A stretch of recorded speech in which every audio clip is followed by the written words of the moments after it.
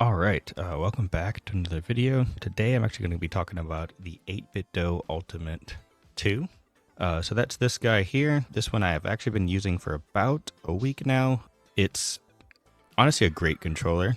So off the bat, I just want to let you guys know this is a great controller. So if you are looking to pick up a new controller for Windows, so specifically for Windows, the 8BitDo Ultimate 2 is a great controller. This one does not actually work for Switch, so this one is a Windows or Bluetooth only device. So it will work with like your Android device or a phone, but primarily going to be used for working on your PC games. So I'm actually using a Linux setup, but this works on both Linux and Windows.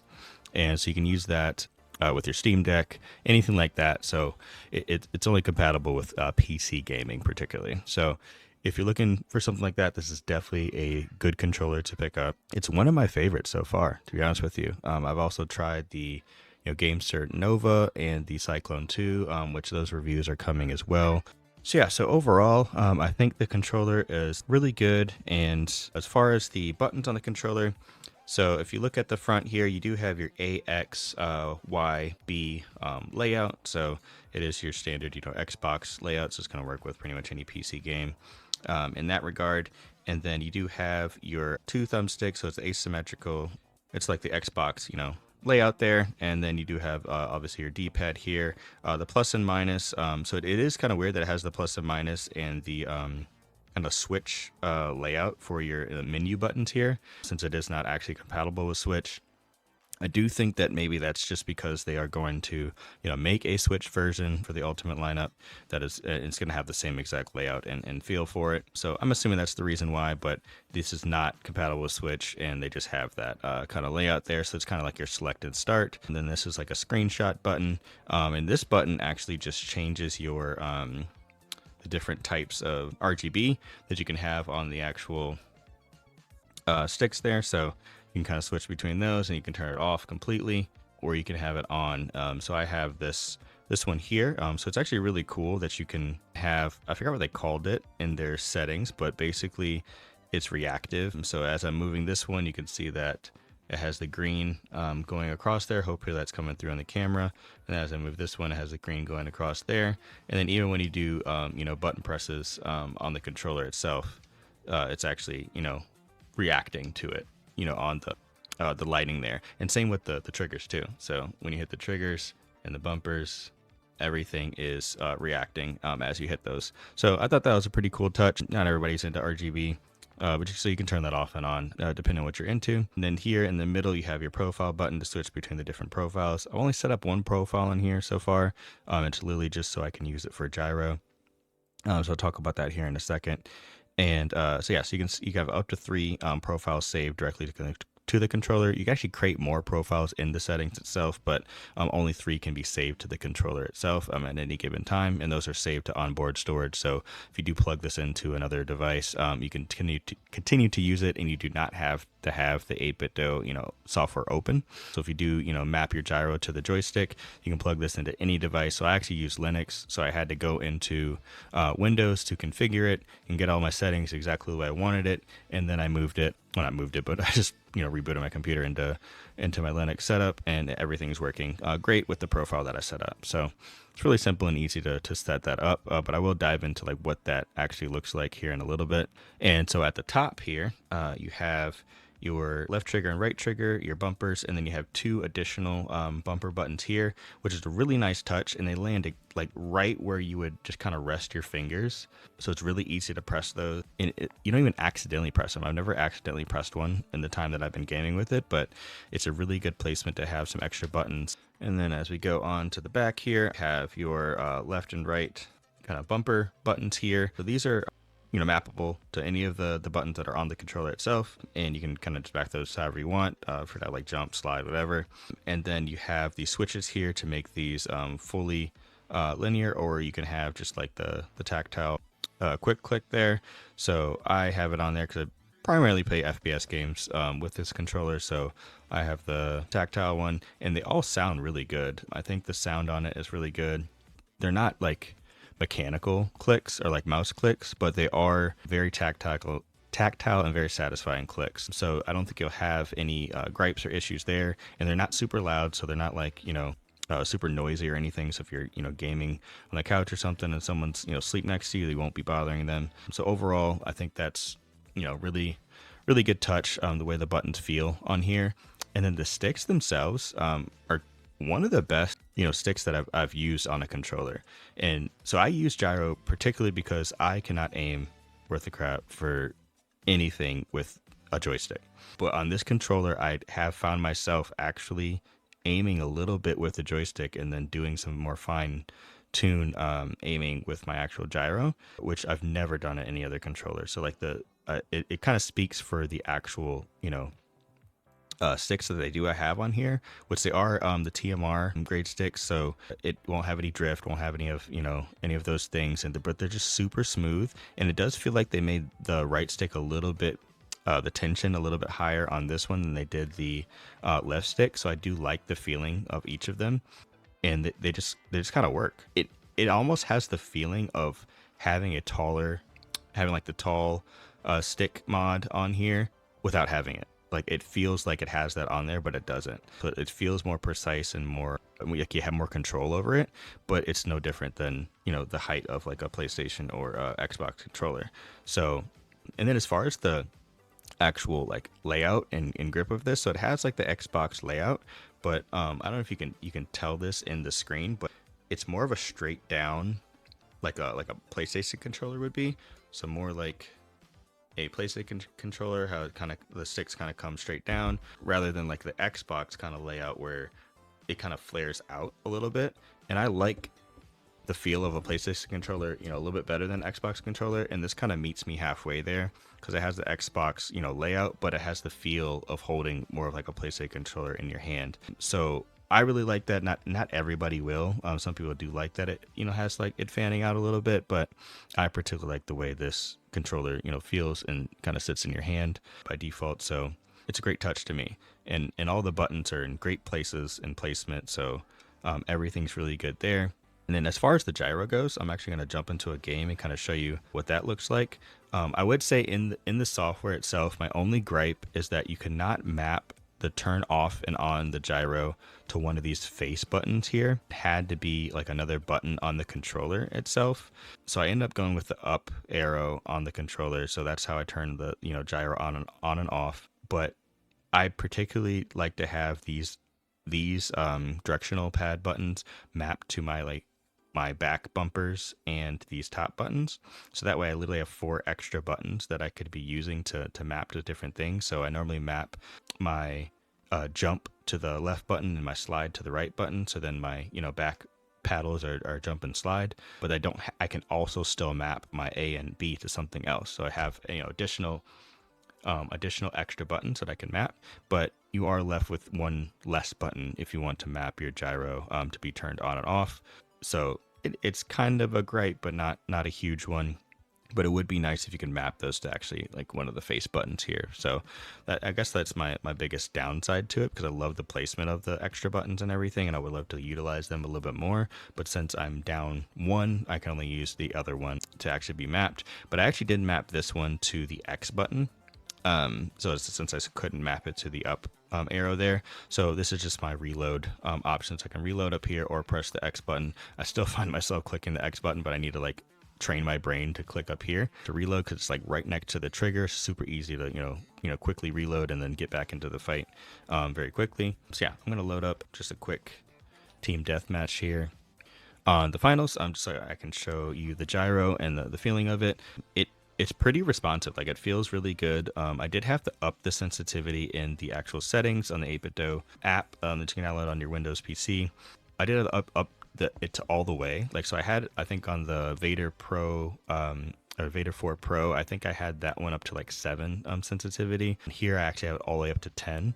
I just felt like it just wasn't as sensitive as I wanted it to be, and you couldn't do like those little micro adjustments. So I had to up the sensitivity all the way and then just adjust my settings in game for like the joystick and the acceleration of when I hit the joystick in the game itself. So it wasn't a huge deal, but I got it dialed in exactly the way I want it, and everything seems to be working pretty well. So I'm going to jump into a game here and kind of just show you how the gyro and stuff works. But yes, if you please, if you like the type of content that I've been putting out, please consider liking and subscribing. I'll leave you some gameplay and I'll catch you in the next one. Peace. That sucks. Looks like they're missing 3 people on the other team. Are you ready, Scotty? Just cracked another us boost, partner. I'm all set.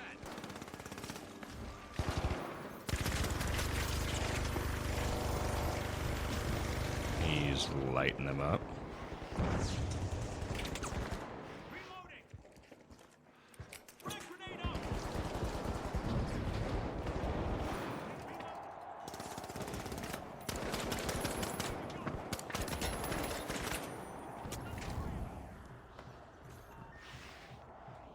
Glitchy surprise set. Target disappear.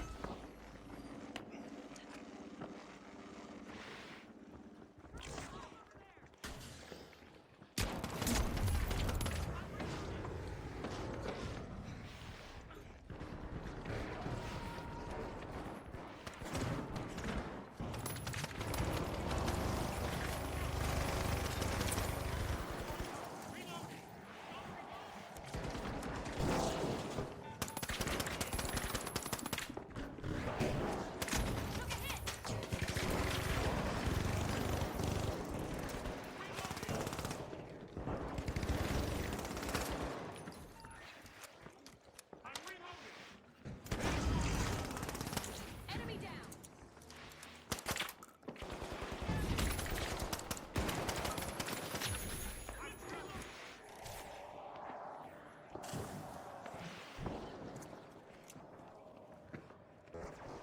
And the other 2 people. The other 2 people left. I feel sorry for them.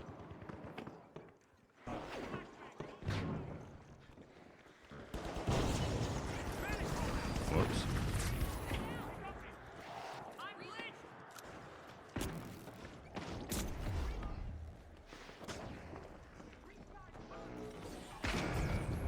Oh no, the first one to die.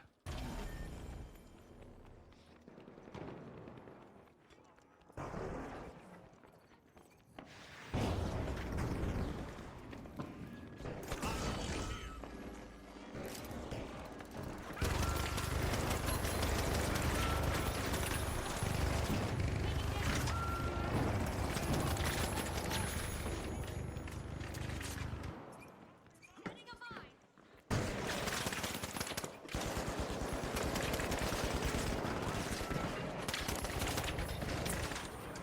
They got me. Big splash. Forward past the halfway mark with a commanding lead. Target disappear.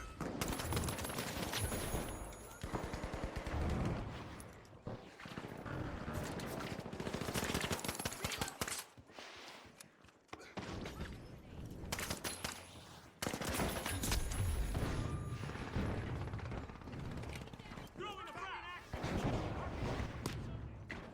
Using hot grenades. Taking down. Reload. Gotta reload. Oh, they got full team now. That's why. That's why I've been seeing more people. Charge plan.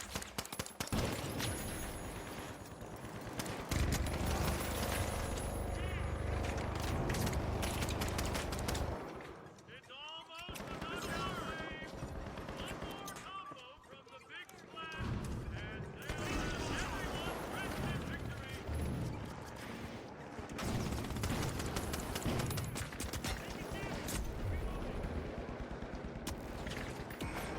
Dude.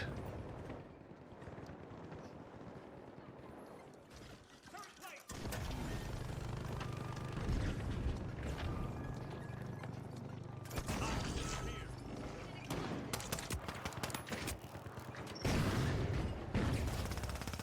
Tossing a frag. Throwing pyro grenade.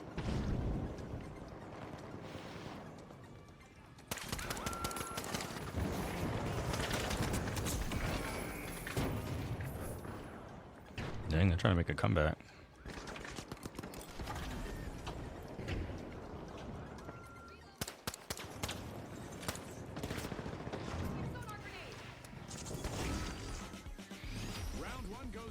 big splash.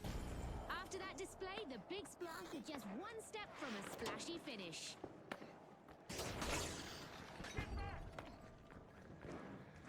Time to disappear.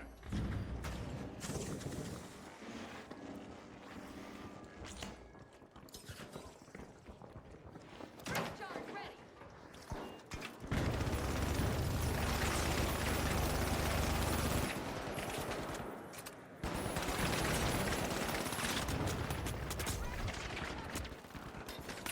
Finish fall out.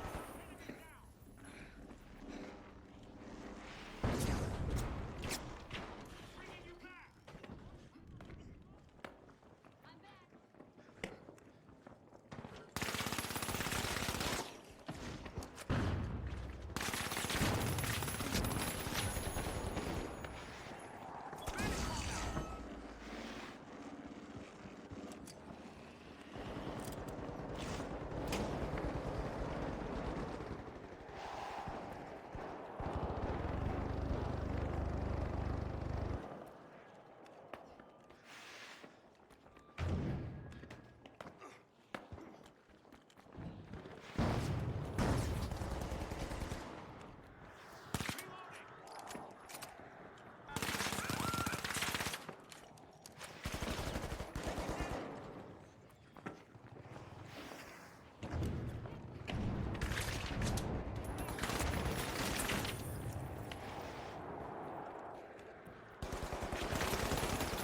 Enemy down.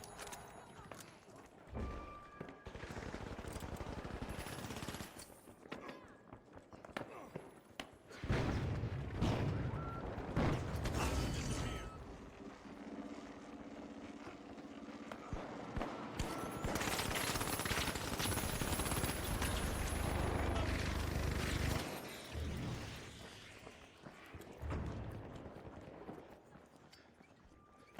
Going sonar check. This might burn. Bring cloud out.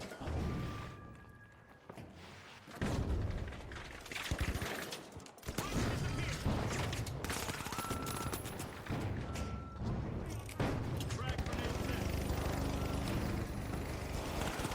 Big splashes. Power lead at the midpoint. Their performance is making a splash.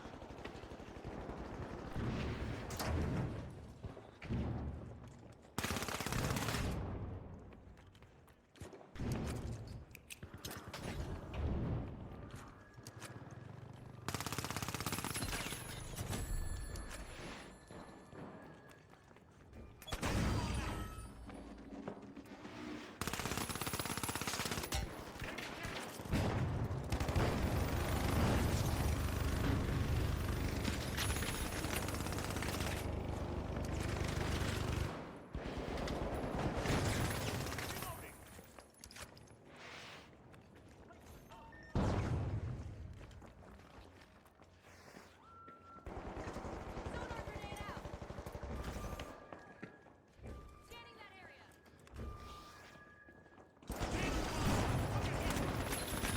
Target set.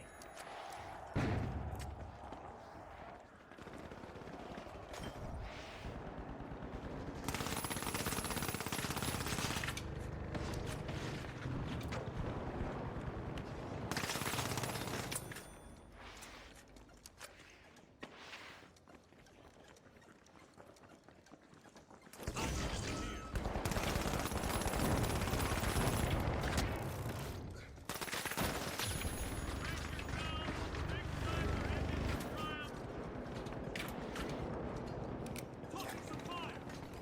Special delivery.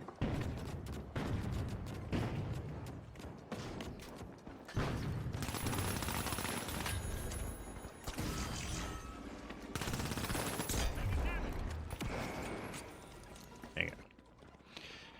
Shouldn't have pushed so much. Turret deployed.